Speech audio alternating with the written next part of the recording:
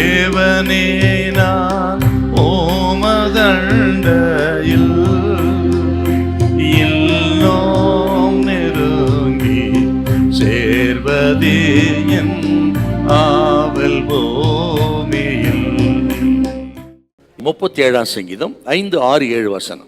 உன் வழியை கர்த்தருக்கு ஒப்புவித்து அவர் மேல் நம்பிக்கையாயிரு, அவரே காரியத்தை வாய்க்க பண்ணுவார். உன் நீதியை வெளிச்சத்தை போலவும் உன் நியாயத்தை பட்ட பகலை போலவும் விளங்க பண்ணுவார். கர்த்தரை நோக்கி அமர்ந்து அவருக்கு காத்திரு. காரிய சித்தி உள்ளவன் மேலும் தீவனைகளை செய்கிற மனுஷன் மேலும் எரிச்சலாகாம கர்த்தருக்கு காத்திரு. கேட்கிற உங்களோட கர்த்தர் பேசுறாருங்க. எந்த மனுஷன் மேலும் பொறாமை கொள்ளாத, எரிச்சலாகாத, ஆண்டவருக்காக காத்திருங்க. அவர் ஒரு நாள் உங்களை கைவிட மாட்டார். அப்புறம் இந்த உலகம் ஆபத்து நிறைந்த ஒரு உலகம். நாளைக்கு என்ன நடக்குன்னு நமக்கு தெரியாது. அப்படிப்பட்ட பொல்லாத உலகத்தில் நாம் இருக்கிறோம். இந்த உலகத்தில் மிகவும் பாதுகாப்பான ஒரு இடம் என்றால் அது ஆண்டவருடைய கரம்தான்.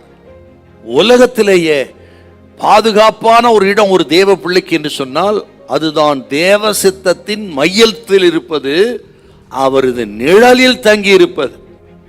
அங்கதாங்க பாதுகாப்பு. மற்றபடி உலகத்தில் பணமோ படையோ இராணுவமோ ஏக்க பாடிச்சவன் துப்பாக்கி இருந்தால் பாதுகாப்பாக இருக்க முடியுமா? பெரிய வீட்டை கட்டி ஒரு 10-12 அடிக்கு மதில் சுவரை எழுப்பி அது மேலே இன்னும் பாதுகாப்பான காரியங்களை வைத்து விட்டா பாதுகாப்பாக இருந்த முடியுமா? ஒரு கால் நடக்க.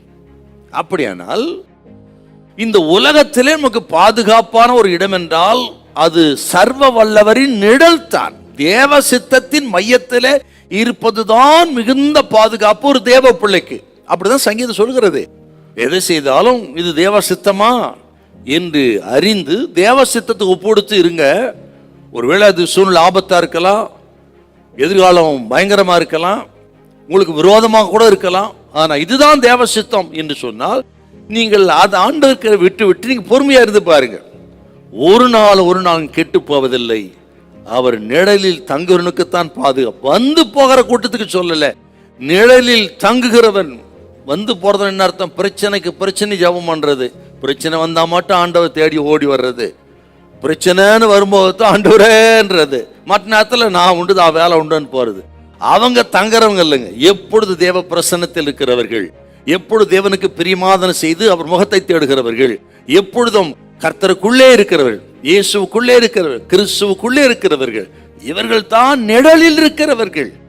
அவர்களுக்கு தான் தகுந்த நல்ல பாதுகாப்பு உண்டு. ஒரு நாள் அசைக்கப்பட்டு போக மாட்டீங்க, பயப்படாதீங்க. ஹல்லேலூயா, ஹல்லேலூயா.